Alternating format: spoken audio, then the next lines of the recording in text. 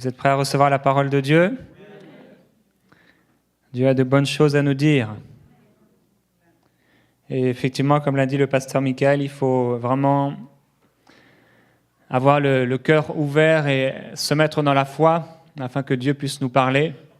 Il faut écouter la parole de Dieu avec foi. La Bible dit que c'est en écoutant avec foi que les hommes et les femmes ont reçu le salut, et c'est avec foi, lorsqu'on a écouté avec foi l'Évangile, la bonne nouvelle de l'Évangile, qu'on a pu être sauvé. Et sans la foi, ça ne sert à rien d'aller à l'église ou d'entendre des messages de la parole de Dieu. Ce sera simplement une lettre qui va tuer un petit peu plus dans notre vie. On va devenir de plus en plus religieux parce qu'on a besoin de marcher et d'entendre la parole de Dieu avec la foi du cœur. Et Père, je te remercie pour ta parole. Merci pour cette merveilleuse parole. Merci parce qu'elle nous dirige, elle nous enseigne. Et je te remercie, merveilleux Saint-Esprit, pour ta présence ce matin. Merci parce que ta présence est sur moi, mais elle est aussi sur ton peuple. Cette présence est là pour nous enseigner ce qui dans notre vie ne va pas, ce qui va et que tu aimerais peut-être corriger, amener exactement là où tu veux. Merci pour une parole précise ce matin qui va transformer beaucoup d'âmes, qui va changer beaucoup d'âmes, qui va changer beaucoup de directions. Je te remercie, merveilleux Saint-Esprit, de convaincre les cœurs, de saisir les cœurs. Parle aux consciences, que les consciences soient éveillées. Je prie que les yeux des cœurs soient illuminés dans ta présence. Merveilleux Saint-Esprit, manifeste-toi au travers de la parole. Manifeste-toi en onction, en grâce, en prophétie. Manifeste ta présence ce matin. Nous ouvrons nos cœurs à ta parole, nous ouvrons nos cœurs à ta présence. Nous avons faim et soif de toi. Je prie, Père, que cette Église puisse vraiment être agréable, que nos vies puissent te plaire. Merci. Merci, merveilleux Saint-Esprit.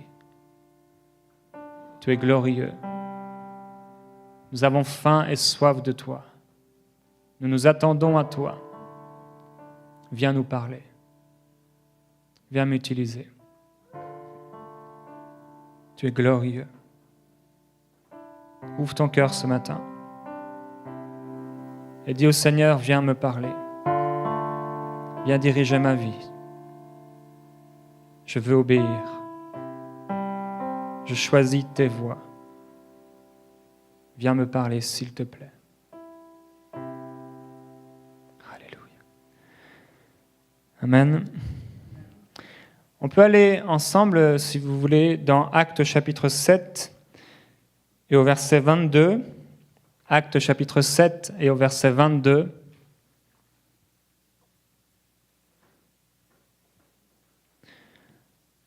On va lire ce passage qui nous parle de Moïse.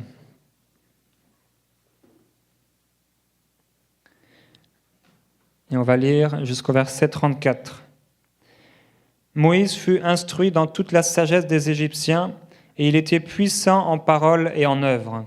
Lorsqu'il eut 40 ans révolus, la pensée lui vint au cœur de visiter ses frères, les fils d'Israël.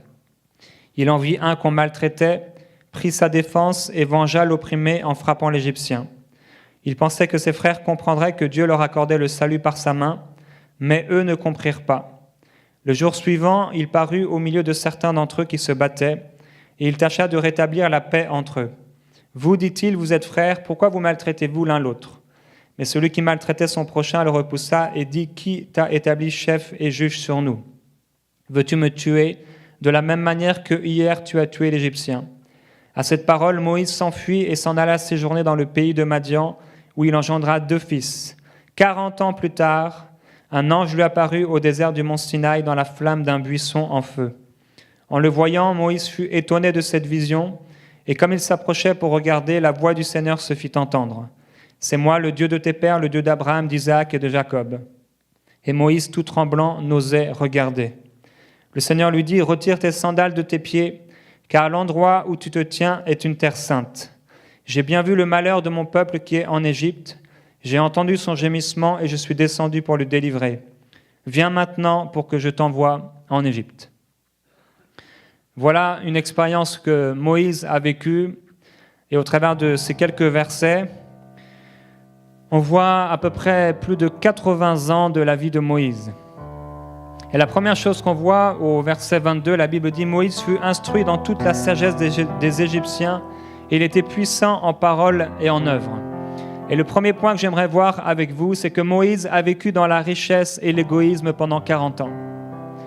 Vous savez, les années passent vite, vous le savez comme moi, le temps passe rapidement. Et la Bible dit que lorsqu'il eut 40 ans révolus, la pensée lui vint au cœur de visiter ses frères. Pendant 40 ans, Moïse a vécu dans l'ultra-richesse, dans l'ultra-prospérité. Il avait tout ce qu'il souhaitait. Et sa richesse et sa position, si on pouvait faire un équivalent aujourd'hui, ce serait comme un roi multimilliardaire. Il avait tout ce qu'il voulait. Et pendant 40 ans, cet homme, Moïse, a vécu sans penser aux autres. Il était égoïste, il était dans ses propres désirs. Et vous savez, on connaît Moïse à 120 ans, mais on ne le connaît pas très bien à 20 ans. On ne le connaît pas bien à 30 ans. On ne le connaît pas bien à 35 ans. On ne le connaît pas bien à 40 ans. Mais il a vécu avec ses désirs, avec ses pensées. Il restait là dans les couloirs du palais. Il fut éduqué par les meilleurs professeurs, avec la meilleure éducation. Il était intelligent, il était cultivé, il savait bien parler. Il mangeait les meilleurs plats avec les personnes les plus importantes du royaume et de la terre. Il vivait pour lui-même, bercé par le courant, les activités de la vie. Et vous savez comme moi qu'il y a beaucoup d'activités. Les week-ends passent très vite, on s'occupe de la maison, on s'occupe des enfants et le temps passe, et le temps passe, et le temps passe. Et on peut être facilement transporté dans les années et dans le temps qui passe et arriver à l'âge de 40 ans ou encore plus en n'ayant pas accompli ce que Dieu avait voulu pour nous. Et nous savons que Dieu a des projets et des plans pour notre vie. Mais le temps passe. Et le temps passe très vite. Et Moïse a vu et a attendu d'avoir 40 ans pour entendre ce qui était dans son cœur. Entendre l'appel qui était sur sa vie. Parfois, il faut attendre 40 ans avant d'entendre distinctement ce que Dieu veut nous dire. Parfois, il faut attendre 40 ans et Dieu doit parfois attendre 40 ans avant qu'on puisse l'écouter. Et la Bible dit que Dieu parle tantôt d'une manière, tantôt d'une autre, mais on n'y prend pas garde. La Bible dit que les pensées de Dieu pour nous sont plus nombreuses que le sable qui est au bord de la mer. Alors Dieu pense à nous constamment. Et la Bible dit que Dieu a écrit des projets, qu'il a formé des projets pour nous. Donc Dieu a formé des projets et il pense constamment à ses projets dans notre vie. Lorsque nous nous levons, Dieu pense à ses projets. Lorsque nous marchons, Dieu pense à ses projets. Lorsque nous nous couchons, les anges pensent aux projets que Dieu a dans notre vie et pour notre vie. Et la Bible nous montre que Dieu a assigné des anges dans notre vie. Et les anges regardent et les anges observent jusqu'à ce qu'on puisse entendre cette voix intérieure, la voix de Dieu. Et le deuxième point, c'est que Moïse a reçu dans son esprit la pensée de visiter son peuple à l'âge de 40 ans. Moïse était donc là et les années ont passé, le temps s'est écoulé. Et un jour, oui, nous lisons au verset 23, lorsqu'il eut 40 ans révolus, la pensée lui vint au cœur de visiter ses frères, les fils d'Israël. La Bible dit, la pensée lui vint au cœur de visiter ses frères. Le mot cœur ici, c'est le mot cardia. Moïse a entendu dans son cardia, dans son cœur, quelque chose qu'il n'avait jamais entendu auparavant. Il a eu sur le cœur, il a eu une pensée divine, il a ressenti cette pensée divine d'aller visiter son peuple. Et pourtant, cet homme avait 40 ans. Pendant 40 ans, il ne s'est pas préoccupé de son peuple. Pendant 40 ans, il mangeait avec les plus grands, pendant que son peuple mangeait à la sueur de leur front quelques petites choses, quelques petites nourritures. Et Dieu, parfois, il doit attendre si longtemps avant qu'on puisse entendre ce qu'il nous dit, avant qu'on puisse découvrir ce qu'il veut pour notre vie. Alors, dans son cœur, dans son cardia, il y a une pensée qui est venue. Et l'esprit s'est mis en mouvement à l'intérieur de lui comme un bébé se met en mouvement à l'intérieur d'une femme enceinte. Il a ressenti dans son esprit que quelque chose n'allait pas. Il a ressenti qu'il y avait un malaise. Il y avait quelque chose qu'il ne faisait pas bien. Pendant 36 ans, 37 ans, 38 ans, 39 ans, jamais la pensée ne lui était venue de visiter son peuple. Pourquoi ? Parce qu'il faut souvent longtemps pour s'apercevoir que notre vie est fade, que notre vie est inutile, que notre vie est vide, si nous ne réalisons pas ce pourquoi nous sommes venus dans ce monde. Ce n'est pas une image que Dieu nous a envoyée dans ce monde pour faire quelque chose de précis et de particulier. Tout ce que nous faisons à côté, ce ne sont pas des choses pour lesquelles nous recevrons une récompense, mais il y a des choses que Dieu a placées dans notre vie, des choses qu'il a écrites, et c'est en fonction de l'accomplissement de ces choses que nous allons être récompensés. Alors Moïse a entendu cette pensée à l'intérieur de lui. Pendant longtemps, il n'avait pas entendu parce qu'il était préoccupé à entendre les bruits de ce monde. Et dans ce monde, il y a beaucoup de bruit, dans ce monde, il y a beaucoup d'activités. Il y a un bruit. La Bible dit qu'à la Pentecôte, il y a eu un bruit. Et le Saint-Esprit est descendu sur chacun d'eux. Mais dans ce monde, il y a un bruit aussi. Beaucoup de bruit, beaucoup d'activités qui nous empêchent de vivre la vie que Dieu a réservée pour nous. Alors nous vivons à côté de cette vie. Nous sommes assis sur un siège qui n'est pas le nôtre. Nous sommes en train de vivre une vie qui n'est pas la nôtre. Nous sommes en train d'accomplir des œuvres qui ne sont pas nos œuvres. Et nous ne sommes pas en train d'accomplir les œuvres que Dieu avait pourtant préparées pour nous. Dieu a préparé des choses pour notre vie, des choses précises, des choses importantes. Parce qu'il y a un peuple qui doit entendre.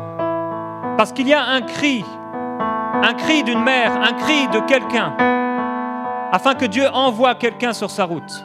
Mais nous n'entendons pas, nous sommes trop préoccupés à entendre les choses de ce monde, nous sommes trop préoccupés dans nos activités vaines, futiles, pour lesquelles nous n'aurons pas de récompense. À 40 ans, Moïse s'est assis, il a fait un bilan de sa vie. Et il a réalisé qu'il était loin de ce que Dieu voulait pour lui. Le temps des bilans, et nous devons faire des bilans. À 40 ans, des années étaient passées. Il a réalisé qu'il vieillissait, que le temps était passé. Il a réalisé que tout était vanité et poursuite du vent. On peut vivre longtemps. Il y a des gens qui vivent longtemps, et même jusqu'à 120 ans, pour s'apercevoir que tout était vanité et poursuite du vent. Ils ont couru après des choses qui ne leur ont pas satisfaites. Ils ont couru après des choses qui ne leur ont pas apporté une joie éternelle. Ils ont couru encore et encore vers des choses avec lesquelles ils n'auront aucune récompense. Et si souvent nous courons après des choses pour lesquelles nous ne recevrons pas de récompense. Et l'apôtre Paul a dit qu'il courait sa course, qu'il frappait non pas en l'air, mais qu'il visait un but précis.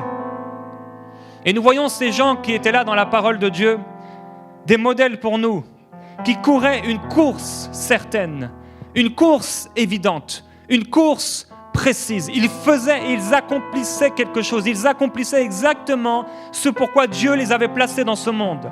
À 40 ans, Moïse a entendu un cri, il a entendu un bruit dans son esprit, dans son cardiaque, quelque chose. Il a perçu. Parce que lorsqu'il a fait le bilan, lorsqu'il s'est assis, les bruits de ce monde ont commencé à se dissiper. Il a pu entendre à l'intérieur de lui qu'est-ce qui était vraiment important. La Bible dit que, et l'apôtre priait pour qu'on puisse comprendre ce qui est réellement important pour Dieu.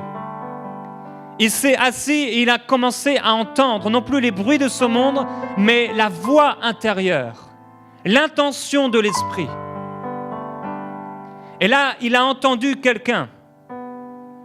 Il a entendu cet appel. L'appel qui a été donné à Jonas.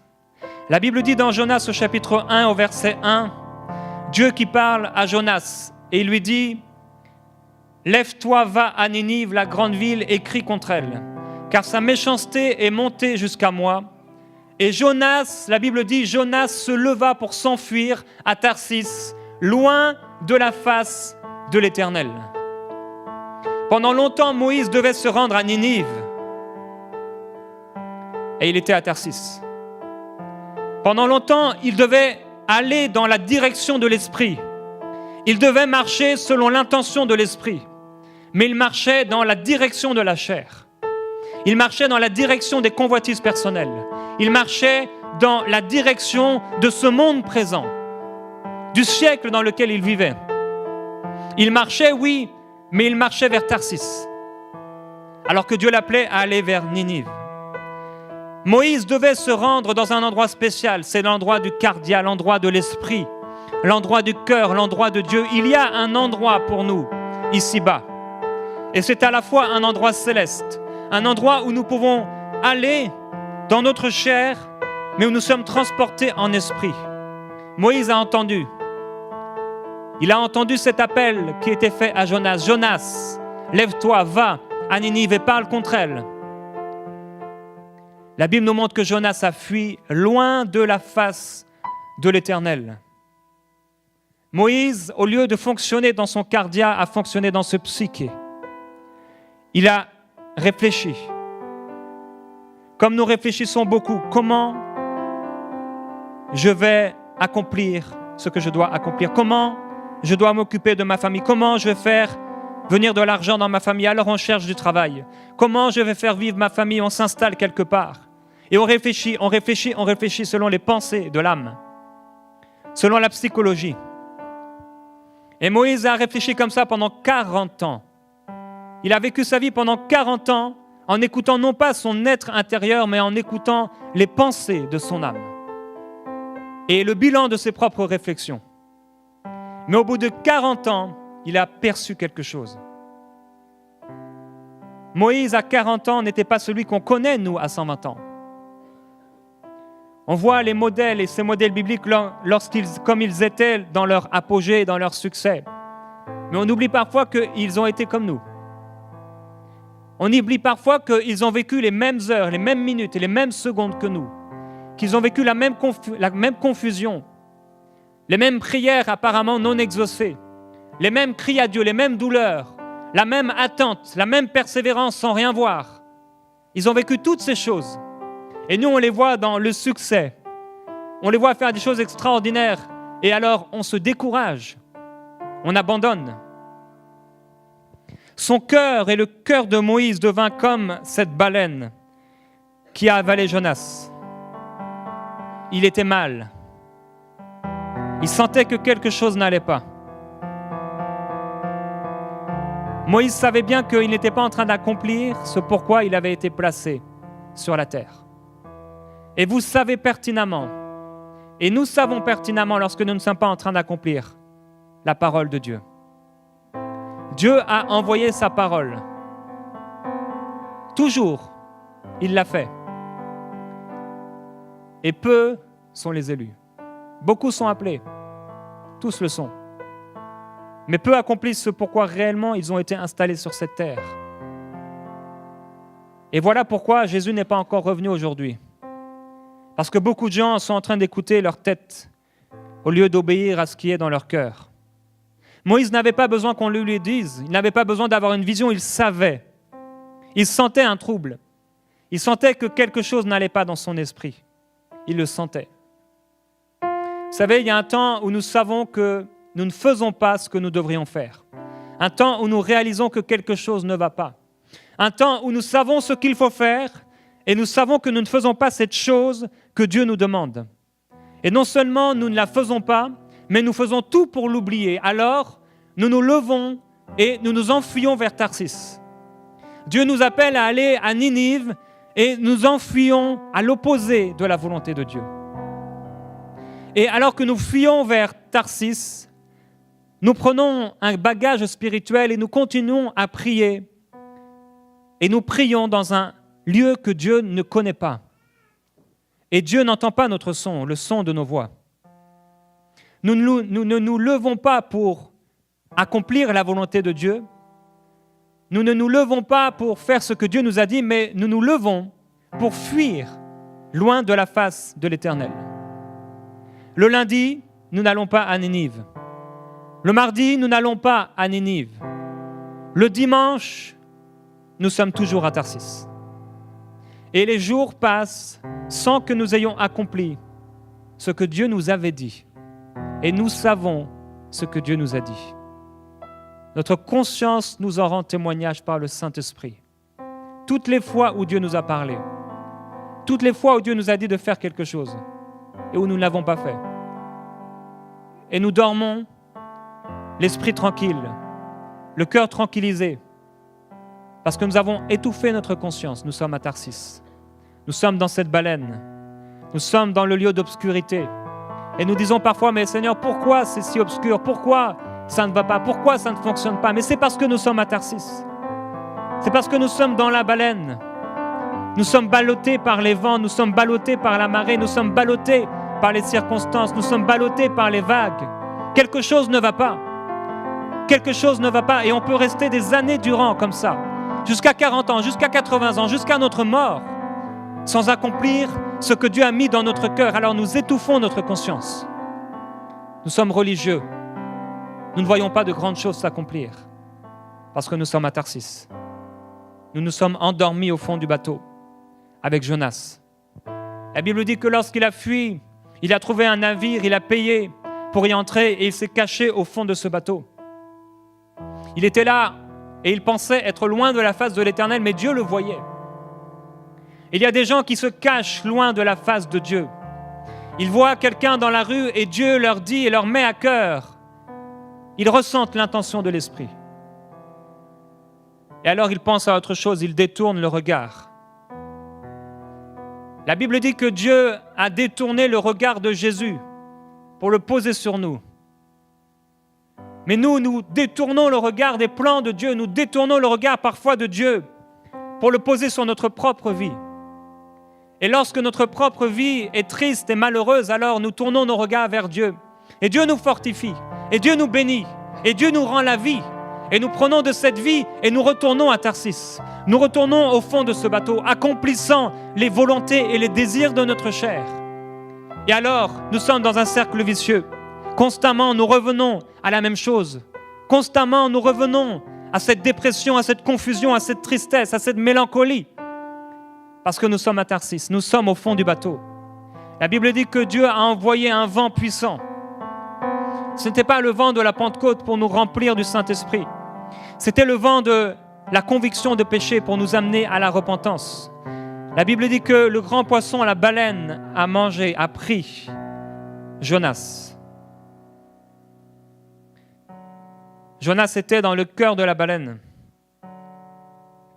dans ses entrailles, dans cette antre, dans l'obscurité.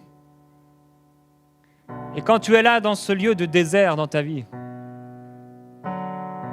il n'y a que l'écho de tes prières, il n'y a que l'écho de ta voix. Et là, peut-être pour un instant, tu entends pour la première fois. Tu distingues pour la première fois quelque chose ne va pas. Moïse a attendu 40 ans et à 40 ans, il a fait un bilan.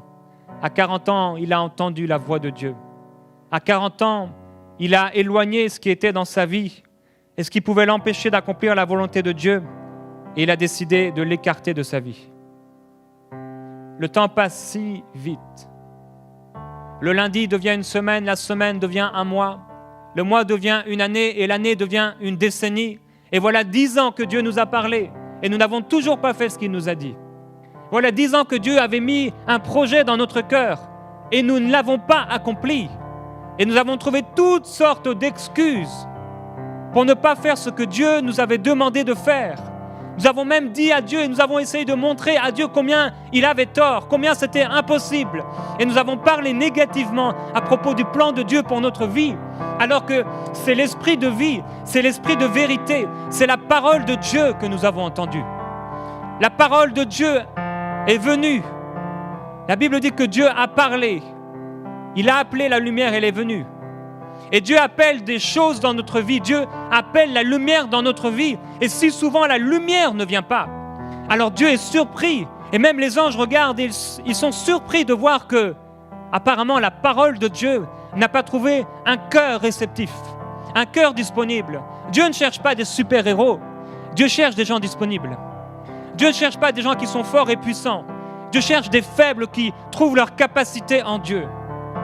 Dieu cherche des personnes qui ne regardent pas à leur force, qui ne regardent pas à leurs possibilités, mais qui tournent vers leur regard vers Dieu, qui tournent leur regard vers le Seigneur pour entendre et pour voir ce que l'Esprit dit à l'Église. Le temps a passé. Moïse était là, face à lui-même, face à cette parole de Dieu. Jonas était au fond de la baleine, face à lui-même et face à la parole de Dieu, ayant essayé d'échapper à la présence de Dieu. Mais l'homme de Dieu a dit, « Où irai-je loin de ta face? Où me cacherai-je loin de ta face ?» Et lorsque nous sommes nés de nouveau, la Bible dit que nous sommes devenus l'habitation du Saint-Esprit. Alors quoi que nous fassions, l'Esprit de Dieu habite dans notre esprit. Et alors lorsque nous n'accomplissons pas sa volonté, il y a toujours un malaise. Nous croyons que c'est le manque, nous croyons que c'est les hommes, nous croyons que c'est les difficultés, nous croyons que c'est le désert, mais c'est nous. C'est parce que nous ne sommes pas sur le chemin que Dieu avait tracé. Le chemin était plat, le chemin était aplani. Dieu avait transformé les vallées en plaines. Il avait tout préparé, mais nous sommes à côté. Et nous marchons sur un terrain rocailleux, un terrain difficile. Et nous ne comprenons pas. Pourquoi Dieu? Pourquoi?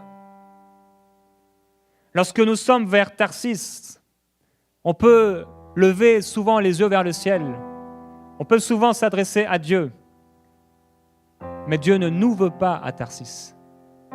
Dieu nous veut à Ninive. On aura beau prier beaucoup. On pourra prier longtemps et beaucoup, et lire beaucoup de livres, et entendre beaucoup d'enseignements, et aller longtemps à l'église, et faire encore beaucoup de choses qui paraissent même être spirituelles. Mais Dieu nous veut à Ninive. La Bible dit vaut mieux l'obéissance que des sacrifices, que beaucoup de sacrifices. On peut se sacrifier, on peut faire des efforts, on peut faire toutes sortes de choses. Mais qu'est-ce que Dieu a à faire de ces choses? Ce que Dieu désire, c'est l'obéissance. L'obéissance à sa parole précise. Parfois même, nous avons dit aux gens quelles étaient les bonnes choses à faire. Et nous les avons vus faire, et nous nous sommes restés là, en direction de Tarsis. Nous avons marché sous le soleil, nous avons marché dans le désert, et nous avons rencontré des hommes et des femmes. Nous leur avons parlé, nous leur avons dit, voilà ce qu'il faut faire, voilà la vérité. Voilà ce que tu dois faire, tu dois donner ta vie à Jésus. Et alors ils ont couru vers Ninive, et nous avons continué. Et nous avons vu encore quelqu'un d'autre. Voilà ce que tu dois faire, tu dois donner ta vie à Jésus. Et nous n'avons rien donné du tout. Nous n'avons donné que la possibilité à Dieu de répondre à nos prières égoïstes. Nous n'avons donné à Dieu que la possibilité de répondre à nos désirs personnels. Mais nous ne lui avons pas tout donné. Parce que nous résistons. Et il arrive un temps où lorsque nous résistons, Dieu est obligé de nous faire tomber de ce cheval d'orgueil. Alors que nous sommes là, sur ce chemin, loin de la face de l'Éternel, comme Saul de Tarse, qui était là, sur ce chemin pour persécuter l'Église de Dieu. Il s'enfuyait loin de Ninive. Il s'enfuyait loin du plan que Dieu avait pour sa vie. Et alors Dieu l'a fait tomber dans sa gloire. Et il est devenu aveugle avec Jonas dans la baleine. Rentrant en lui-même, comme le fils prodigue, qui mangeait la nourriture qu'on donnait aux porcs. Il a réalisé que non, il y a quelque chose qui ne va pas. Je suis sur ce cheval d'orgueil, je mène ma propre vie, je fais mes choses. Mais le temps passe et les années passent et voilà, j'ai 40 ans, j'ai 50 ans, j'ai 60 ans, j'ai 30 ans. Et je suis en train de marcher loin de la face de l'Éternel. Et dans la baleine, je peux prier beaucoup. Je peux m'adresser à Dieu. Mais Dieu cherche la repentance. C'est ce que Dieu désire. Mais parfois nous sommes si longtemps à Tarsis, que nous pensons que Tarsis est la volonté de Dieu. Alors nous commençons même à remercier Dieu pour Tarsis. Nous disons, Père, merci pour Tarsis. Merci pour ma famille, merci pour mes enfants, merci pour ma femme, pour ma maison, pour mon travail. Merci pour ma voiture, merci pour ma nourriture. Seigneur, merci pour ce que je vis à Tarsis. Seigneur, merci de m'avoir envoyé à Tarsis. Mais Dieu ne nous a pas envoyés. Tarsis n'est pas la parfaite volonté de Dieu pour nous. Voilà pourquoi si souvent, alors que nous marchons, nous avons comme des odeurs qui remontent à notre nez, nous sentons des choses et des odeurs mauvaises et nous disons, mais pourquoi ? Parce que nous sommes à Tarsis, dans ce lieu horrible, dans ce lieu qui ne plaît pas à Dieu, dans ce lieu qui n'est pas agréable à Dieu, dans ce lieu où aucune odeur ne monte dans les narines de Dieu qui lui soit agréable. C'est un lieu de malédiction, c'est un lieu de pauvreté, c'est un lieu de manque, c'est un lieu de détresse, c'est un lieu de désespoir. C'est un lieu où il y a des millions d'hommes et de femmes qui constamment tournent leur regard vers Dieu pour leur dire « Mais Seigneur, pourquoi ? Seigneur, pourquoi ? Seigneur, donne-moi. Seigneur, donne-moi. Seigneur, fais ceci. Seigneur, fais cela. Seigneur, pourquoi as-tu permis ça ?» Il y a beaucoup de monde dans cette baleine. Beaucoup de monde. Voilà pourquoi elle est si grande. Et c'est tellement sombre. La Bible dit que le diable a aveuglé l'intelligence des gens de ce monde afin qu'ils ne voient pas resplendir la gloire de Christ. Et lorsque nous sommes dans cette baleine, lorsque nous sommes à Tarsis, nous ne voyons pas la gloire de Christ. Ce Christ qui a dit « Je serai avec vous jusqu'à la fin », ce Christ qui a dit « Il est avantageux pour vous que je m'en aille, sinon vous n'aurez pas le précieux Saint-Esprit, le consolateur, votre enseignant, votre ami intime, votre avocat, vous ne l'aurez pas. » Ce Christ est censé vivre en nous. Ce Christ est censé vivre avec nous. Ce Saint-Esprit, ce Paraclet est censé vivre en nous. Nous sommes censés manifester Christ. Nous sommes censés ressentir la présence du Saint-Esprit. Nous sommes censés être à Ninive, dans la gloire de Dieu. Nous sommes censés refléter la gloire de Dieu. Nous sommes censés vivre dans la gloire de Dieu. Nous sommes censés ressentir cette présence glorieuse qui nous amène à adorer le Roi des gloires. Nous sommes censés commencer à rechercher Dieu à Ninive, commencer à nous détourner de cette baleine, commencer à nous détourner de nous-mêmes et à rentrer à l'intérieur de nous et dire non, quelque chose ne va pas. Quelque chose ne va pas. Il faut que j'aille à Ninive. Il faut que j'accomplisse le plan que Dieu a prévu pour moi. Ça pue ici. Je suis fatigué d'être la personne que je suis. Je suis fatigué d'emprunter le chemin que j'emprunte. Il faut que Christ paraisse. Et Christ ne paraîtra jamais à Tarsis. Lorsque Christ paraîtra à Tarsis, il enverra ses anges. Et ce sera des anges de destruction pour détruire cette ville. Pour détruire Sodome. Dieu n'envoie sa gloire qu'à Ninive. Dieu n'envoie sa gloire que là où 2 ou 3 sont réunis en son nom. Pas au nom d'une religion, pas au nom d'envie personnelle, pas au nom de prières égoïstes pour moi-même et pour ma maison, mais au nom de la volonté du Père, au nom de la volonté de Jésus. Voilà où Dieu se trouve. Voilà où Dieu envoie sa bénédiction. Beaucoup de gens se trouvent à Tarsis. Beaucoup de chrétiens se trouvent à Tarsis. Nous prions, Seigneur, merci de m'avoir envoyé là, sans réaliser que Tarsis est en danger. Ce lieu est en danger. Ce lieu est un grand danger pour notre vie, car Dieu va envoyer ses anges de destruction. Et Dieu envoie ses anges pour nous envoyer loin de là. Et Tarsis a tout à coup des airs de Sodome et Gomorrhe. Et pourtant, nous avions choisi la meilleure départ. Nous avions choisi la meilleure des vallées. Nous avions vu, lorsque Dieu est venu habiter en nous, lorsqu'il nous a fait naître de nouveau et que tout est devenu nouveau, nous avons vu et Dieu a dit, choisis ce que tu veux. Et là, étonnamment, très étonnamment, nous avons fui loin de la face de l'Éternel. Nous avons choisi la meilleure des vallées, celle qui nous paraissait être la plus belle. La Bible dit dans Genèse au chapitre 13 et au verset 9, Abraham a dit, « Tout le pays n'est-il pas devant toi? Sépare-toi donc de moi.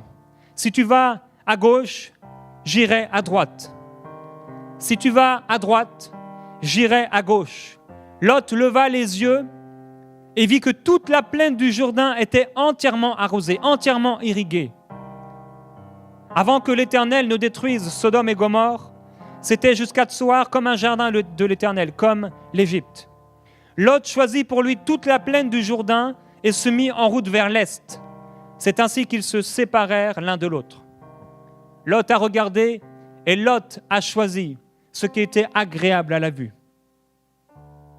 Lot a choisi selon sa tête, selon son psyché, alors qu'Abraham a écouté son cardia.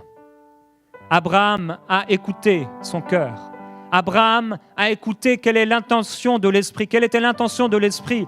L'intention qui s'humilie, l'intention qui choisit la bonne part, l'intention qui ne recherche pas ce qui lui plaît. Alors Abraham s'est installé dans le pays de Canaan, alors que Lot a choisi les plaines du Jourdain et il s'est installé jusqu'à Sodome. Et Lot s'est retrouvé avec Moïse pendant ces 40 ans. Lot s'est retrouvé avec Jonas dans cette baleine, dans un lieu qu'il avait choisi, un lieu qui ne plaisait pas à Dieu. Abraham a choisi le lieu où il a pu entendre la voix de Dieu. Il peut se passer 40 ans où nous recherchons ce qui nous plaît, 40 ans d'égoïsme aigu, sans même nous en apercevoir. Nous sommes tellement égoïstes que nous ne le voyons même pas. Nous pouvons être tellement à un point d'égoïsme où nous ne réalisons même pas que nous vivons pour nous-mêmes. La Bible dit que la volonté de Dieu est que nous ne puissions ne plus vivre pour nous-mêmes, mais vivre pour celui qui nous a sauvés. Abraham a non pas recherché sa volonté, mais il a choisi la bonne part, celle qui ne lui a pas été ôtée. Il n'a pas recherché ce qui lui plaisait. Il a dit à Lot, choisis. Lot a choisi le choix de la chair. Il s'est étendu jusqu'à Sodome, dans le ventre de la baleine. Il était là à Tarsis avec Jonas, avec Moïse. Ils étaient beaucoup dans ce ventre. C'était le choix de la chair. Et peut-être qu'aujourd'hui vous y êtes, dans cette baleine. Peut-être que vous êtes là au fond de ce navire, ballotté par la vie. Vous êtes peut-être là, ressentant cette odeur mauvaise. Dieu vous a dit d'aller à Ninive, mais vous avez fui à Tarsis. Vous savez bien ce que vous devez faire, vous le savez, mais vous ne le faites pas. Dieu vous a dit d'aller à gauche et vous allez à droite. Dieu vous a dit d'aller à droite et vous allez à gauche. Et vous êtes là depuis longtemps, 40 ans peut-être. La Bible nous dit dans Genèse au chapitre 19 et au verset 1, « Les deux anges arrivèrent à Sodome sur le soir et Lot était assis à la porte de Sodome. Quand Lot les vit, il se leva pour aller au-devant d'eux et se prosterna la face contre terre. Puis il dit, « Voici mes seigneurs, entrez, je vous prie, dans la maison de votre serviteur et passez-y la nuit. » Et Lot s'est occupé de ses anges. Il fit cuire des pains sans levain, ils mangèrent. Quand tu n'accomplis pas la volonté de Dieu, il n'y a pas grand-chose à faire de divin. Tout ce que tu fais, c'est naturel. Tout ce que tu fais, c'est passager, c'est éphémère. La joie dure un instant. Le bonheur dure un instant. Le plaisir dure un instant. Mais la Bible dit que celui qui accomplit la volonté de Dieu dure éternellement. Il vit éternellement. Lot était assis à la porte de Sodome à rien faire. Il n'y a rien à faire dans le ventre de la baleine. Qu'allons-nous faire? Il n'y a rien à faire quand Saul de Tarse était là, sous la puissance de Dieu, aveugle.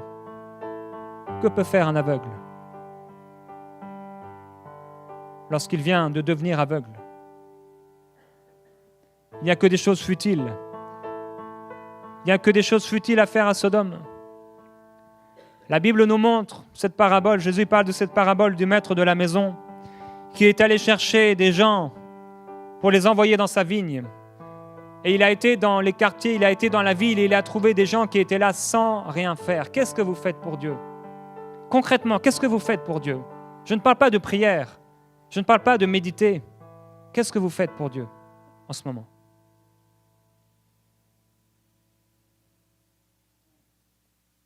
Qu'est-ce que vous faites pour le Seigneur? Réellement, sincèrement. Pas pour l'Église.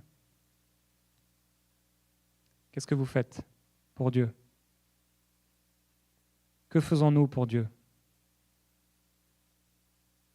Dieu cherche et il voit qu'il n'y a pas un homme. Pas un homme qui recherche à accomplir sa volonté. Alors Dieu parfois nous envoie un vent puissant pour nous faire tomber par terre, jusqu'à ce que nous réalisions que la vie présente ne vaut pas d'être vécue sans Dieu. La vie présente ne vaut pas d'être vécue sans accomplir ce pourquoi nous sommes venus sur cette terre. Il y a une joie, et c'est la joie du serviteur de Dieu. C'est la joie de la servante de Dieu qui obéit à son maître. C'est la joie du Fils du Dieu vivant. La Bible dit que Jésus, en vue de la joie qui lui était réservée, a supporté la croix. Et à cause de cela, il s'est assis à la droite du Dieu Tout-Puissant. La Bible nous montre dans Ésaïe 53 que par le travail de son âme, il rassasiera ses regards. Comment Jésus rassasie ses regards? C'est en voyant ses enfants qui accomplissent son œuvre. Lot était assis là à la porte de Sodome à rien faire. Jésus a dit, voici cette génération, elle est comme des enfants qui jouent de la flûte et qui disent, nous avons joué de la flûte et vous n'avez pas dansé. Nous avons chanté des complaintes et vous ne vous êtes pas lamentés. Jusqu'à quand n'allons pas répondre à l'appel de Dieu? Dieu joue de la flûte et il veut nous voir danser et nous ne dansons pas. Dieu chante des complaintes et il veut que nous puissions chanter des complaintes avec lui et prier et intercéder. Et nous voilà en train de nous réjouir. Nous ne comprenons pas, nous ne comprenons rien. Quand nous sommes en direction de Tarsis, nous ne comprenons rien. Lot a accueilli les anges d'une façon remarquable. Il les a bien servis, très très bien. Et on peut faire des choses très très bien, soi-disant pour le Seigneur, tout en étant loin de la face de Dieu. Les sacrifices ne pourront jamais faire plaisir à Dieu autant que l'obéissance simple à sa volonté. Alors Moïse, et c'est mon troisième point, décide d'aller à Ninive. La Bible dit, c'est par la foi que Moïse, dans Actes chapitre 7 et verset 24, devenu grand, refusa d'être appelé fils de la fille de Pharaon, aimant mieux être maltraité avec le peuple de Dieu que d'avoir pour un temps la jouissance du péché, regardant l'opprobre de Christ comme une plus grande richesse que les trésors de l'Égypte, car il avait les yeux fixés sur la rémunération. Moïse a regardé en lui-même. Il a dit, voilà, j'ai 40 ans, j'ai tout ce que je veux. Mais comme l'Ecclésiaste avait tout eu, avait tout essayé, et il a réalisé, mais si je ne suis pas en train d'accomplir la volonté de Dieu, mais à quoi ça sert? Je vais mourir sans avoir accompli ce pourquoi j'ai été créé. Je vais manger, je vais me réjouir. Et le lendemain matin, je serai là, seul dans mon lit. Combien d'hommes et de femmes sont là en train de se réjouir le samedi soir et tous les jours de leur vie? Et en fait, ils sont tellement seuls, ils sont tellement accompagnés apparemment, ils ont tellement d'amis, mais ils sont tellement seuls. Pourquoi? Parce qu'ils n'accomplissent pas la volonté de Dieu. Celui qui accomplit la volonté de Dieu n'est pas seul. La Bible dit, il faut que la graine de blé tombe en terre et meure, sinon elle reste seule. Quand tu accomplis la volonté de Dieu, tu n'es jamais seul dans ce que Dieu a prévu pour toi, car Dieu envoie toujours des gens que tu pourras bénir. Dieu envoie toujours des gens parce que Dieu entend leurs cris. Dans le ventre de la baleine, Jonas est revenu en lui-même et il a dit une parole. Il a dit, j'accomplirai les vœux que j'ai faits. Voilà la prière que Dieu entend. Une prière de repentance qui dit, je me suis éloigné de toi, de tes plans. Et c'est vrai, j'ai peut-être 40 ans, j'ai peut-être tant d'années. Et pendant si longtemps, je n'ai pas accompli ta volonté. Tu m'as dit de parler à telle personne. Tu m'as dit de faire telle association. Tu m'as dit de créer tel projet. Tu m'as dit de faire telle et telle chose. Et pourtant, le temps a passé et je ne l'ai pas fait. Alors, Père, j'accomplirai les vœux que j'ai faits. J'accomplirai les vœux que j'ai faits lorsque je t'ai dit, Seigneur, je te donne toute ma vie. Prends tout ce que je suis. Alors, qu'a fait Jonas? Qu'a fait Moïse? La Bible dit que Jonas a été recraché de la baleine. Et là, il a pu à nouveau marcher sur le sol. Or, lorsque tu te repens, tu découvres un sol nouveau que tu n'avais pas connu depuis longtemps. Tu réalises des possibilités nouvelles. Tu réalises que c'est étonnant, mais ce n'est plus sombre. C'est spécial, mais j'ai l'impression que là, Dieu est plus là. J'ai l'impression de ressentir plus sa présence. J'ai l'impression d'entendre plus sa voix, oui. Lorsque tu vas en direction de Ninive, les anges de Dieu sont là, les anges de Dieu. Et la terre attend avec un ardent désir ce que tu vas faire, les choses qui vont se passer. Finalement, Moïse a réalisé que tout ce qu'il avait vécu pendant ces 40 ans n'avait pas de plus grande valeur que l'obéissance au plan de Dieu pour sa vie. Il a saisi la voix intérieure. Il a saisi quelle était l'intention de l'Esprit. Parfois, nous demandons à Dieu, mais Seigneur, parle-nous, parle-nous, parle-nous, parle-moi, parle-moi. Et alors que Dieu a tellement parlé, il y a tout un dossier qui est là. Tout un tas de dossiers qui sont devant nous. Tel jour, Dieu m'avait dit. Tel jour, Dieu m'avait dit. Tel jour, Dieu m'avait dit. Et nous disons encore, Seigneur, parle-moi, mais Dieu n'entend plus. Il y a tellement de dossiers qui sont là. Et même si Dieu parlait, nous n'entendrons pas. Nous avons besoin de nous repentir pour que Dieu puisse peut-être effacer, pour que Dieu puisse à nouveau ouvrir un chemin. Et alors nous prenons les dossiers un par un et nous les traitons. Achevé. Nous prenons le deuxième. Achevé. Nous prenons le troisième. Achevé. Je me souviens un jour où je lisais un livre sur la présence du Saint-Esprit. Et Dieu, instantanément, le Saint-Esprit m'a dit de faire 3 choses. 3 choses simples de ma vie. Je les ai faites 1, je les ai faites 2, je les ai faites 3. La présence du Saint-Esprit a commencé à se manifester comme jamais auparavant dans ma vie.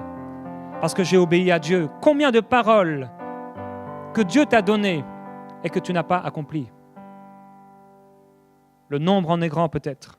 Mon 4e point, c'est que Moïse essaie d'aller à Ninive. Dans Actes chapitre 7 au verset 23, nous lisons « Lorsqu'il eut 40 ans révolu, la pensée lui vint au cœur de visiter ses frères, les fils d'Israël. Il en vit un qu'on maltraitait, prit sa défense et vengea l'opprimé en frappant l'Égyptien. Il pensait que ses frères comprendraient que Dieu leur accordait le salut par sa main, mais eux ne comprirent pas. » Moïse a essayé d'aller. Il a entendu, il a perçu, et alors il a commencé à se diriger vers Ninive.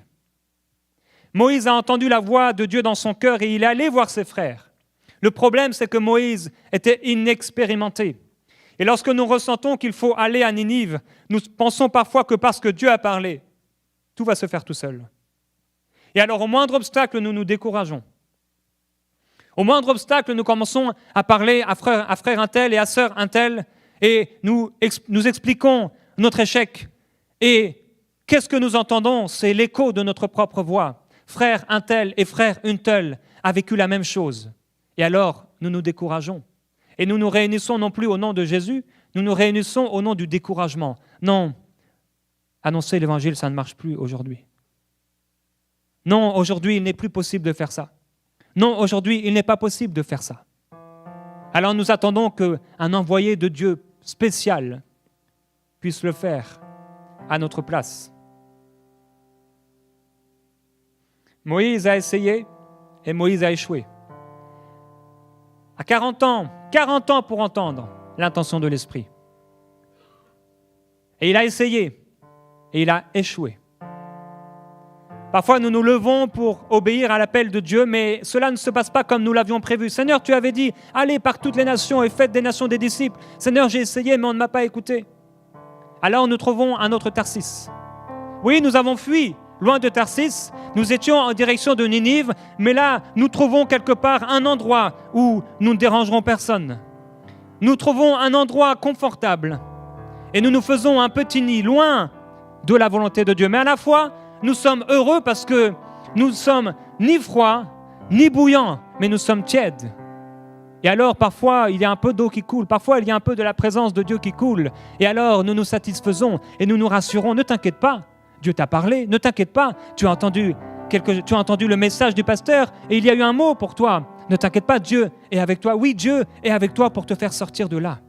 Dieu est avec toi parce que Dieu ne veut pas qu'à nouveau tu te retrouves au fond du navire, où on va être obligé de te jeter dans la mer pour que tu puisses comprendre que quelque chose ne va pas. On trouve un autre Tarsis. Moïse est resté là 40 ans. 40 ans d'échec. Il a vécu 40 ans de richesse et de privilèges où il était servi par tout le monde. Et il s'est retrouvé 40 ans dans les difficultés et dans le désert où il a servi un homme, où il a même servi un troupeau. Il devait servir Dieu, mais il était en train de servir des bêtes, en train de donner à manger à des animaux, en train de donner à boire à des animaux, alors qu'il était censé donner à boire au peuple de Dieu. 40 ans, c'est long. Imaginez Dieu, vous entendez sa voix à 40 ans, et pendant 40 ans, rien ne se passe.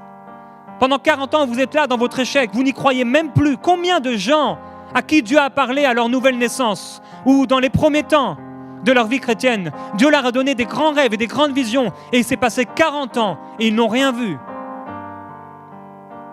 Tellement de gens sont morts sans avoir accompli la volonté de Dieu.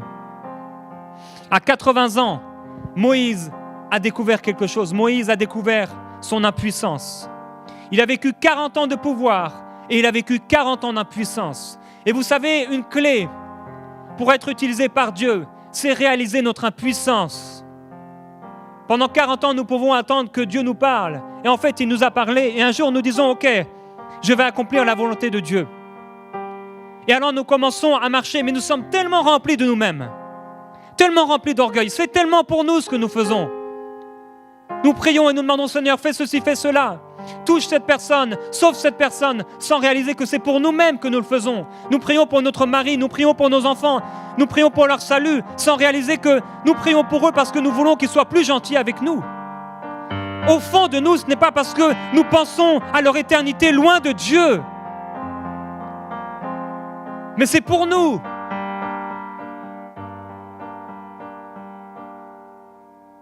Il faut parfois longtemps pour réaliser notre orgueil, longtemps pour réaliser notre impuissance. La Bible dit dans Actes chapitre 7 au verset 31. On peut lire au verset 30. 40 ans plus tard, un ange lui apparut au désert du mont Sinaï dans la flamme d'un buisson en feu. En le voyant, Moïse fut étonné de cette vision, et comme il s'approchait pour regarder, la voix du Seigneur se fit entendre. « C'est moi, le Dieu de tes pères, le Dieu d'Abraham, le Dieu d'Isaac et de Jacob. » Et Moïse, tout tremblant, n'osait regarder. Le Seigneur lui dit, « Retire tes sandales de tes pieds, car le lieu sur lequel tu te trouves est saint. J'ai bien vu le malheur de mon peuple qui est en Égypte. J'ai entendu son gémissement, et je suis descendu pour le délivrer. Viens maintenant pour que je t'envoie en Égypte. » Moïse était tout tremblant. Il n'osait même pas lever les yeux pour découvrir celui qui lui parlait. À 80 ans, Moïse n'était pas encore celui qu'il allait devenir plus tard. Il n'était pas encore l'ami de Dieu. Il n'était pas encore celui qui montait sur la montagne pour être dans la présence de Dieu. Il avait peur, il était tout tremblant. Parce qu'il a réalisé comme Adam a réalisé sa nudité. Alors il s'est caché derrière un arbre, il s'est caché avec un vêtement qu'il a lui-même cousu. Un vêtement où je paraîtrais peut-être bien. Je fais des choses à moitié, je fais des choses qui sont tièdes. Et Dieu dit, je vomirai le tiède de ma bouche.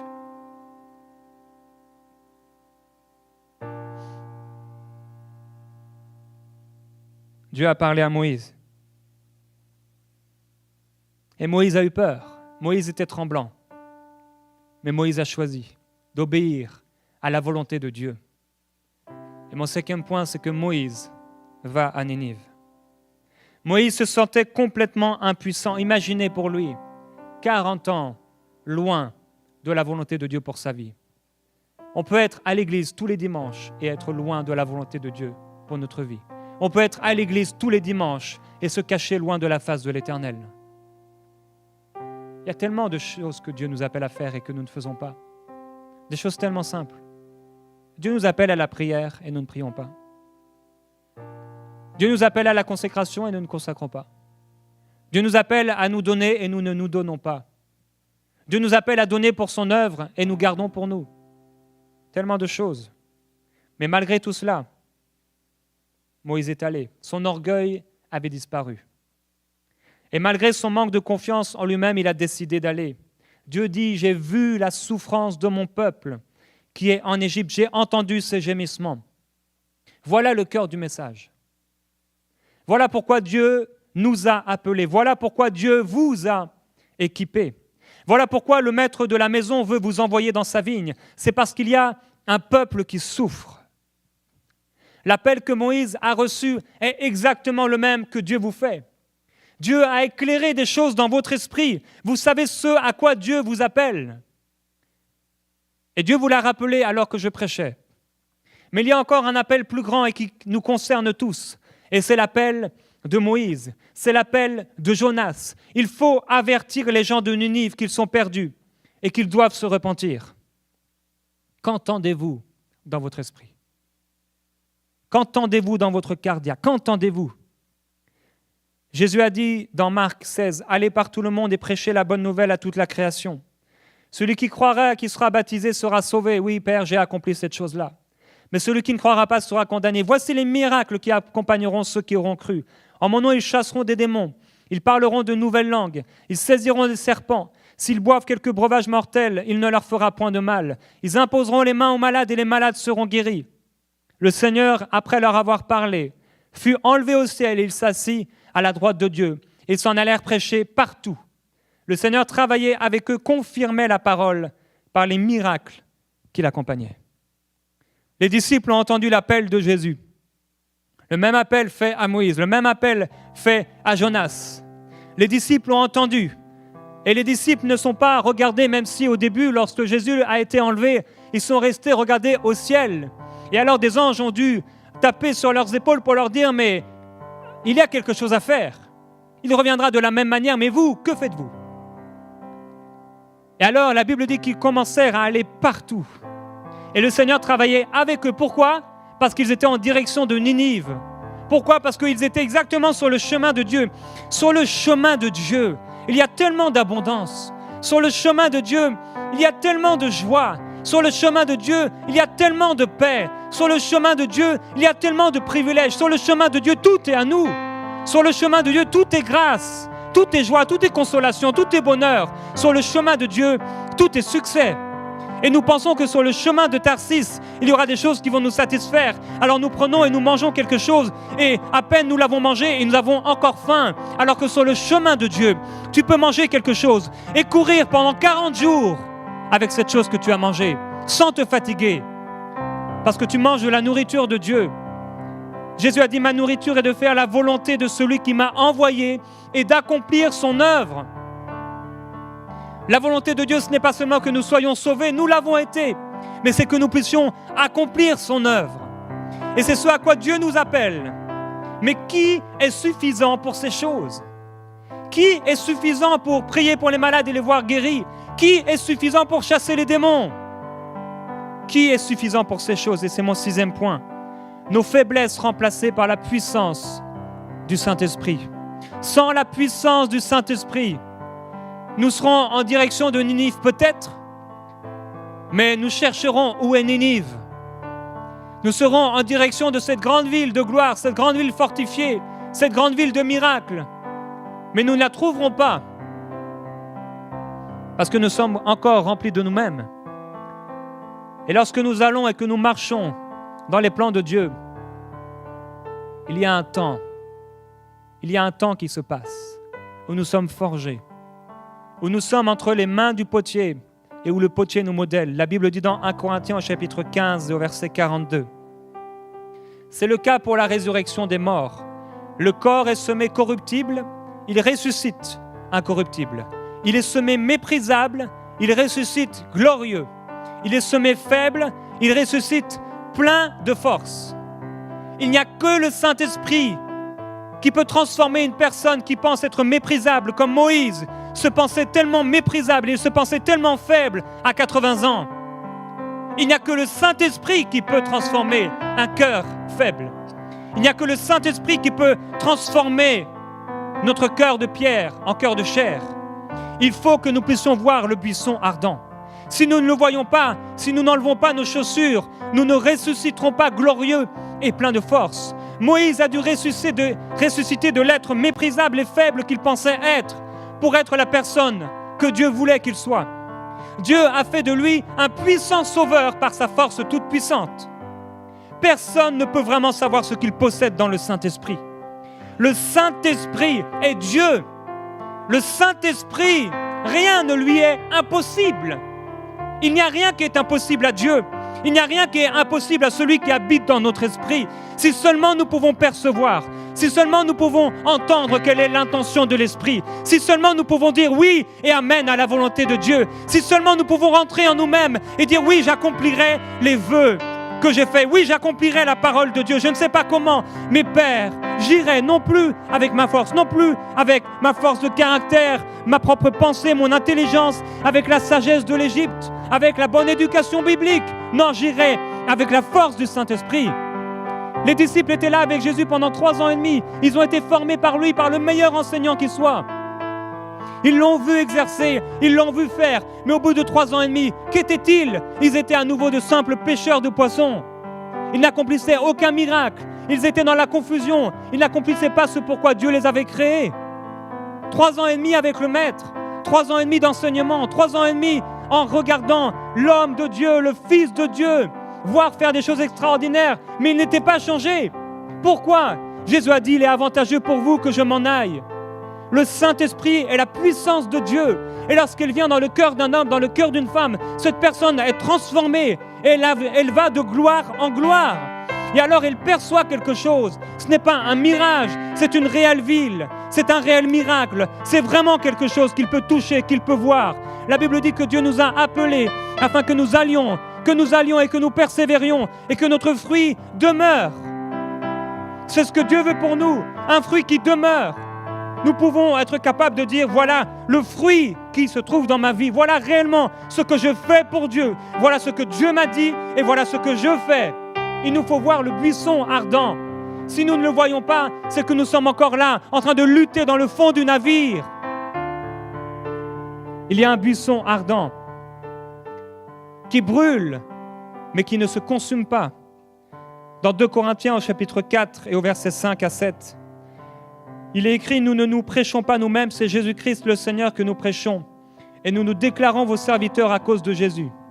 En effet, le Dieu qui a ordonné que la lumière brille du sein des ténèbres a aussi fait briller sa lumière dans notre cœur pour faire resplendir la connaissance de la gloire de Dieu dans la personne de Jésus-Christ. Et nous portons ce trésor dans des vases de terre afin que cette puissance soit attribuée non pas à nous, mais à Dieu.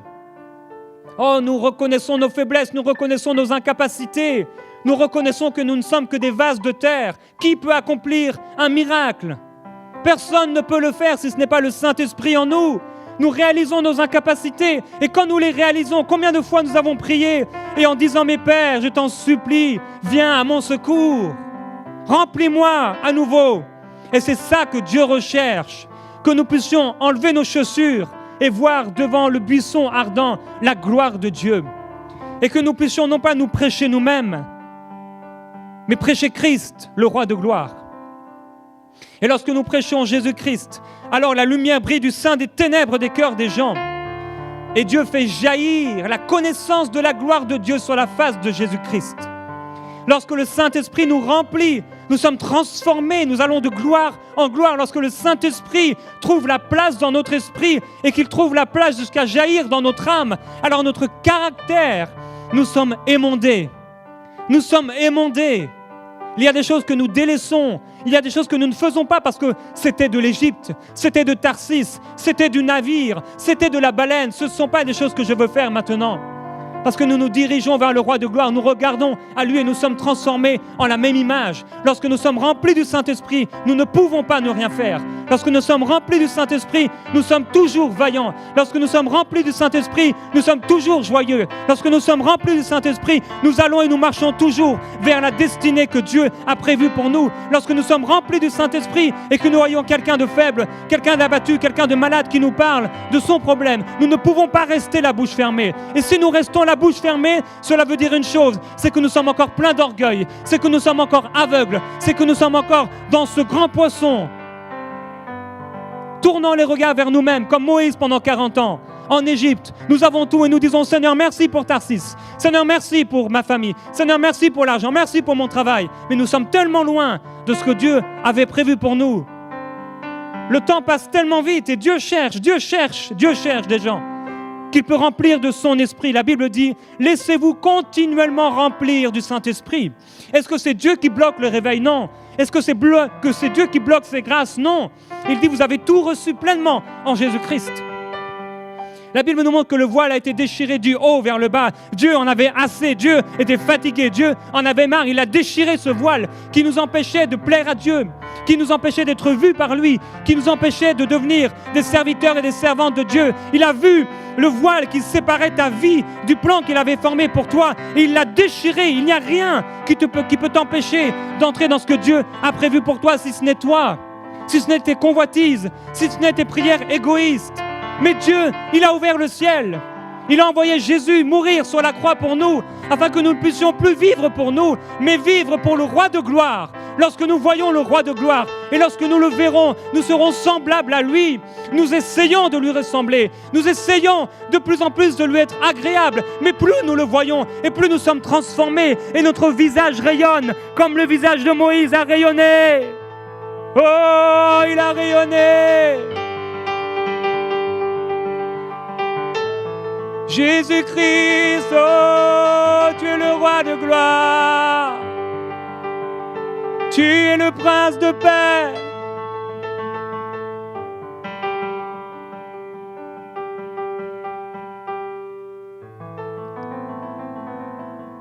Saint-Esprit, parle à ton peuple.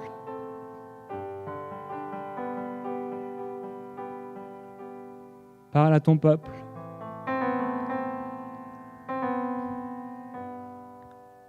Ouvre ton cœur. Ouvre ton cœur.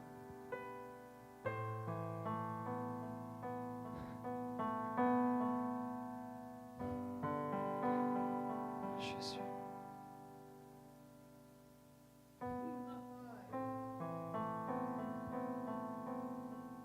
Jusqu'à quand? Jusqu'à quand résisteras-tu? Jusqu'à quand? Dieu dit, je t'aime d'un amour éternel. Je t'aime d'un amour éternel. Ne résiste pas à ma volonté. Car c'est là que tu trouveras joie, santé, bonheur. Je t'ai formé pour cela. Et tu pourras essayer de t'asseoir, de t'allonger et de vivre une autre vie que la tienne. Tu seras toujours malheureux car je t'ai formé unique. Je t'ai formé unique. Vis la vie que j'ai écrite pour toi. Accomplis les paroles que j'ai formulées avant que tu naisses.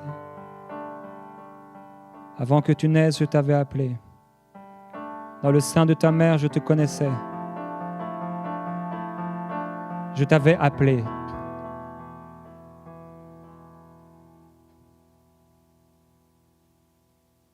Jésus. Gloire à toi, Seigneur Jésus. Est-ce qu'on peut tous fermer nos yeux?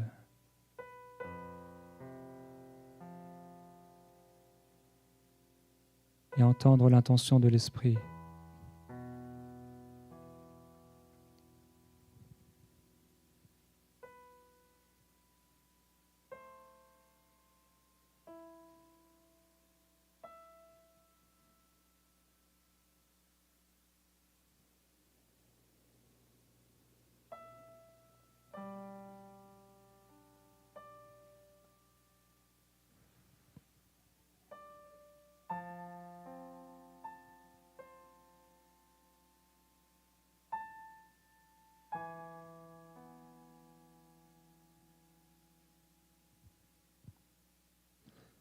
La Bible dit, « Ainsi mes frères et sœurs bien-aimés, soyez fermes, inébranlables.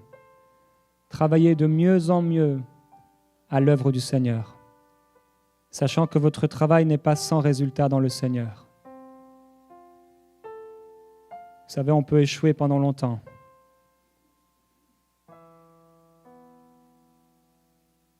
Et Dieu continue à nous aimer. Dieu continue à espérer. En fait, il espère tellement plus que nous en nous-mêmes. Dieu a confiance, parce que Dieu est amour et Dieu croit tout. Dieu a confiance que nous allons faire ce qu'il nous a dit de faire. que nous allons commencer à marcher. Alors il ne faut pas abandonner. Le Saint-Esprit nous ouvrira les yeux sur les cris des oppressés. Il nous amènera à libérer les captifs de l'Égypte vers Canaan, de Tarsis vers Ninive, de Sodome vers Canaan.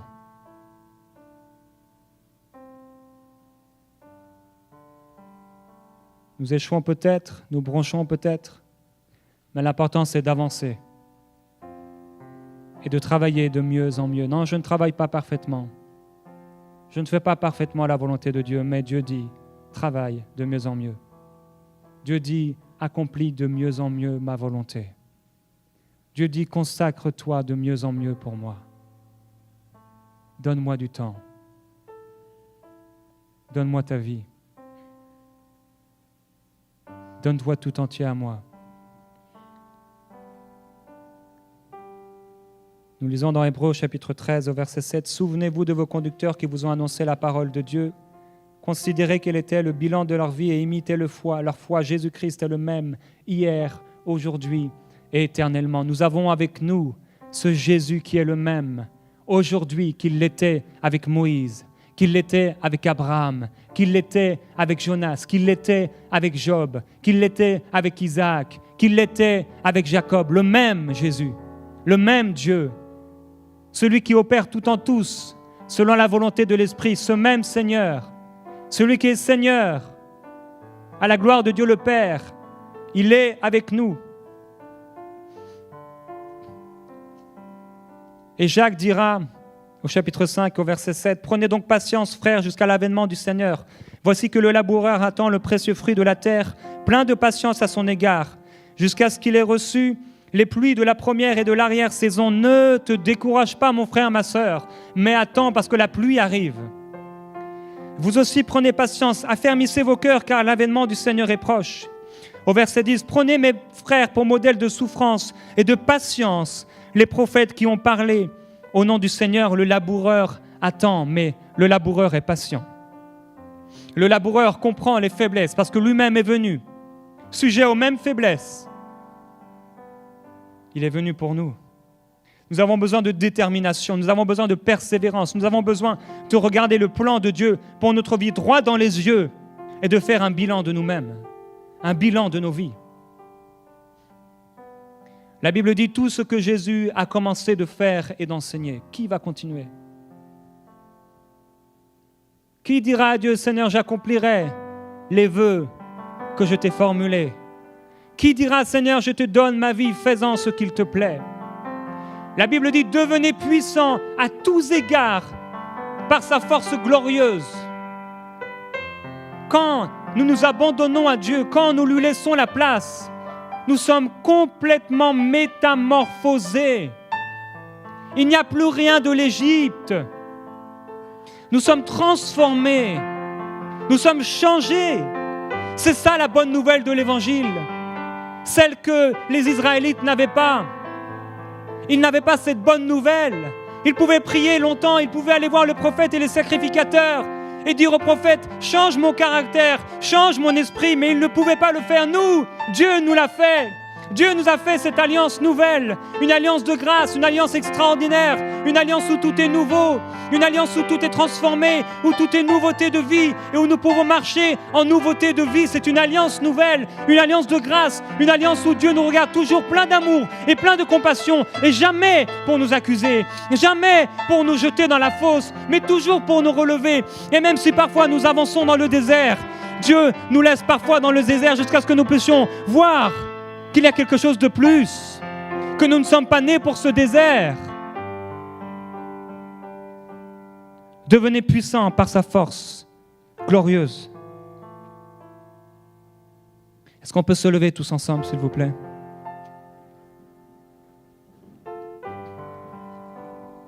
Est-ce qu'on peut offrir nos vies comme un sacrifice qui lui plaît?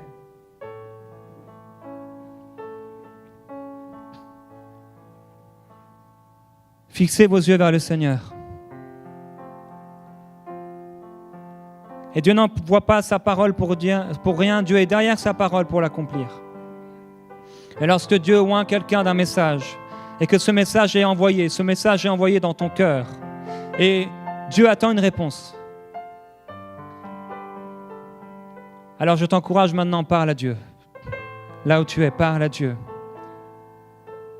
Tu es peut-être dans le ventre de ce grand poisson, tu es peut-être dans le navire, tu es peut-être en direction de Tarsis, ou tu es peut-être en direction de Ninive. Mais où que tu sois, je t'encourage vraiment, mon frère, ma sœur. Parle au Seigneur. C'est un moment tellement important. L'importance que vous accordez à ce moment, ça va changer beaucoup de choses. Dieu est patient avec nous. Soyons patients maintenant. Et laissons le Saint-Esprit nous toucher.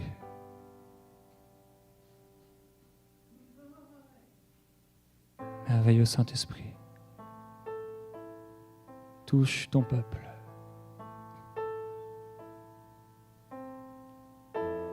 Dieu t'appelle maintenant à lui parler simplement. Parle-lui là où tu es. Parle-lui là où tu te trouves. Il y a des choses que tu sais dans ta vie que tu ne fais pas, des choses qu'il t'a dites. Tu as peut-être prié à ce sujet, tu as peut-être trouvé des excuses, mais prends ce temps de consécration, s'il te plaît, pour balayer ces excuses, dire à Dieu, Père, pardonne-moi. Il y en a plusieurs qui doivent se mettre à genoux ce matin, qui doivent s'humilier sous la puissante main de Dieu. Fais-le.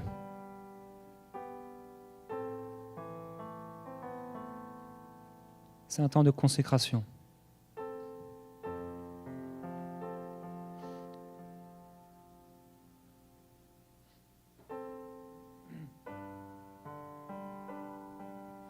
Consacre-toi à lui.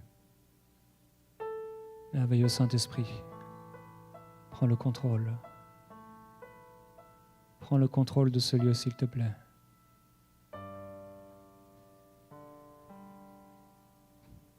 Si vous vous décidez pour l'obéissance, vous mangerez les meilleures productions du pays.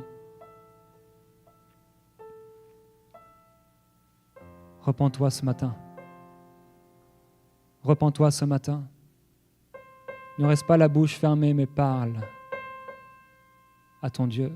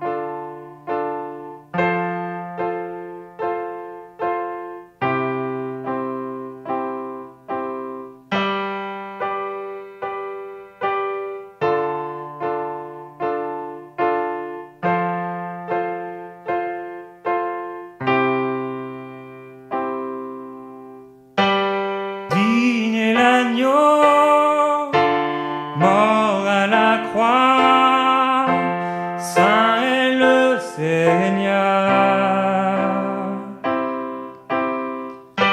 Je chante à celui qui est assis sur le trône de grâce. Là où tu es, donne-toi à Dieu. Commence à lui dire, Seigneur Jésus, prends ma vie, prends ce que je suis. Je me donne à toi, je m'offre à toi. Prends toute ma vie. Commence à déclarer les choses que Dieu a prévues pour toi et commence à les énumérer et à dire, Seigneur, je le fais pour toi, pour ta gloire. Me voici devant toi. Me voici devant toi, Seigneur Jésus. Me voici dans ta présence.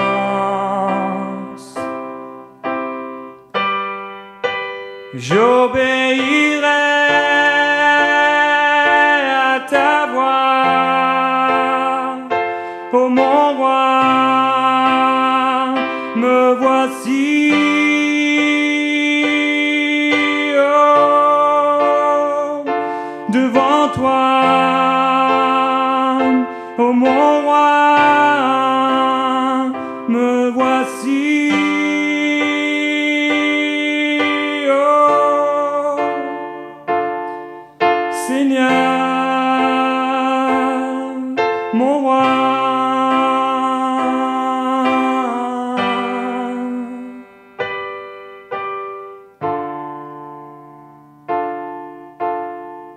Le Saint-Esprit est là et il t'écoute.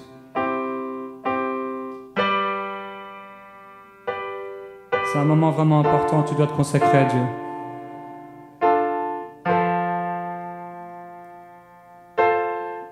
Ne méprise pas ce moment.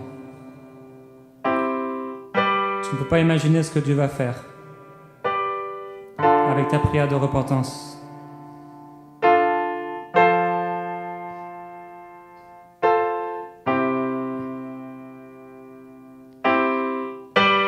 Digne est l'agneau, mort à la croix, saint est le Seigneur.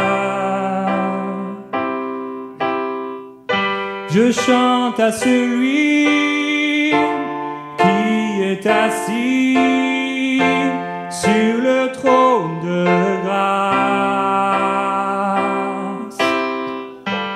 Digne est l'agneau, mort à la croix, saint est le Seigneur. Je chante à celui qui est assis sur le trône de grâce. Saint, très saint est ton nom, le Seigneur Dieu Tout-Puissant, qui était et qui vient. Oh, oh, toute la création chante, louange au roi des rois. Tu es tout pour moi et je veux t'adorer. Adore-le là où tu es. Adore-le là où tu es. Donne-toi tout entier à lui. Donne-toi tout entier à lui. Donne-toi tout entier à Jésus. Il est ton roi. Il est ton roi. Il est ton roi. Il est ton roi. Commence à l'adorer là où tu es. Commence à l'adorer, à le magnifier. Commence à glorifier son nom.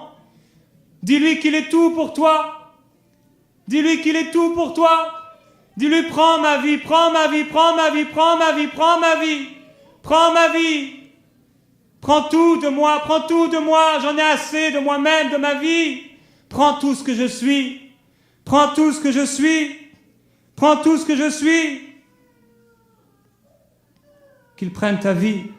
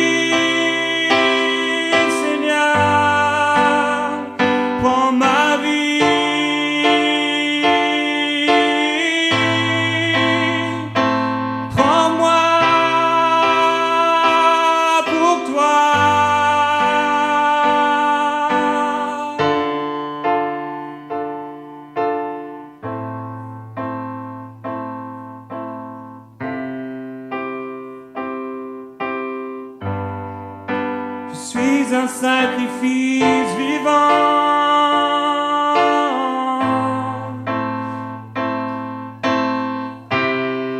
Tu m'as créé pour toi. Je suis un sacrifice pour toi, oh Seigneur. Me voici pour toi. Prends ma vie.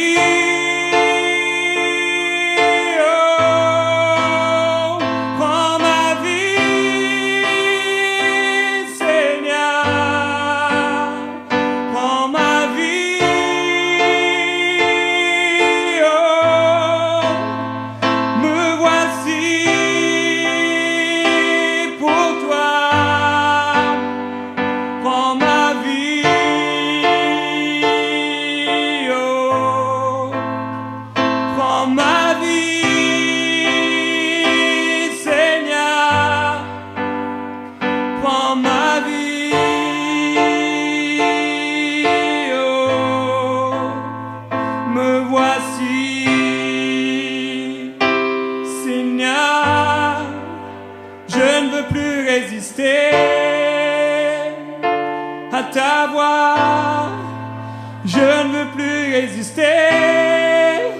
À ton esprit, je ne veux plus résister. À ta voix, je ne veux plus résister. À ton esprit, me voici.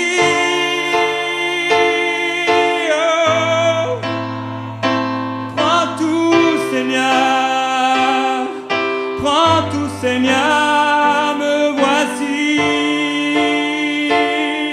oh, pour toi, oh roi, me voici, oh. Un jour nouveau se lève, un jour nouveau se lève sur ta vie. Mon enfant, un jour nouveau se lève, un jour nouveau se lève, mon enfant, viens près de moi, mon enfant, viens près de moi, mon enfant, viens près de moi, mon enfant, me voici.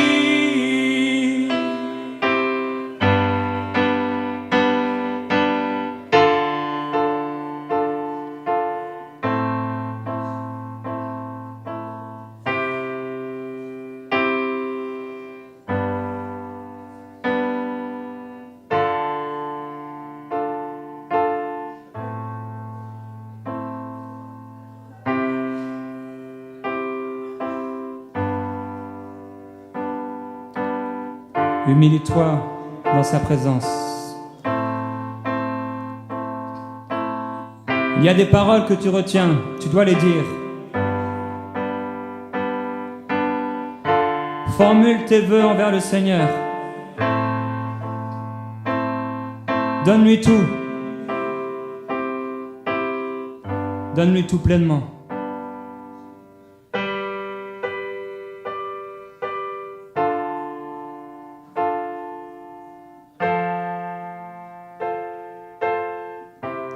Ta vie est semblable à un chant qui ne s'arrête jamais.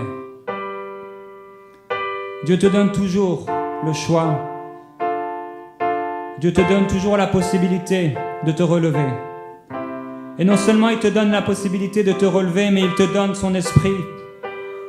L'esprit de la promesse, l'esprit du Père. Il dit, je ne t'abandonnerai pas. Je suis avec toi tous les jours jusqu'à la fin. Alors crois en moi. Fais-moi confiance, mon fils, ma fille. Fais-moi confiance, mon enfant, car je n'ai pas dit le dernier mot. Fais confiance à Dieu. Fais confiance à Dieu. Fais confiance à ton Père céleste. Et je t'encourage, quand tu rentres chez toi, écris la vision. Écris la vision. Écris la vision. Écris la vision et accomplis-la. Regarde-la. Fixe-la. Écris la vision parce que Dieu a dit que ça doit s'accomplir. Dieu a dit que ça doit s'accomplir. Ça doit s'accomplir. C'est pour un temps fixé par Dieu.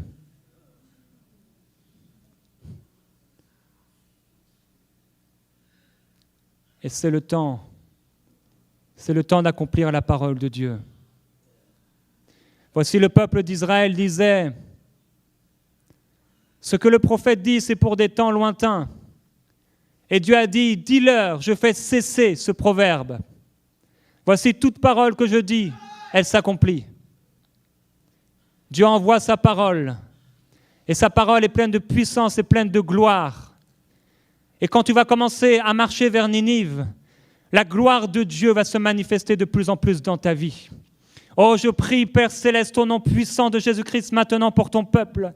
Au nom de Jésus, tu as entendu la repentance, tu as entendu les vœux qui ont été formulés. Père, je déclare que ta présence s'intensifie dans les vies.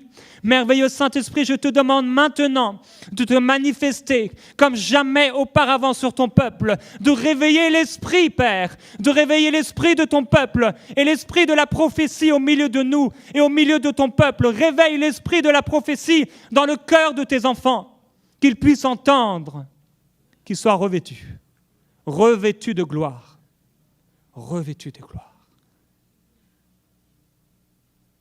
Alors que vous marchez vers Ninive, sachez une chose, la gloire du Seigneur Jésus-Christ sera avec vous. Vous êtes bénis en Jésus. Bonne journée.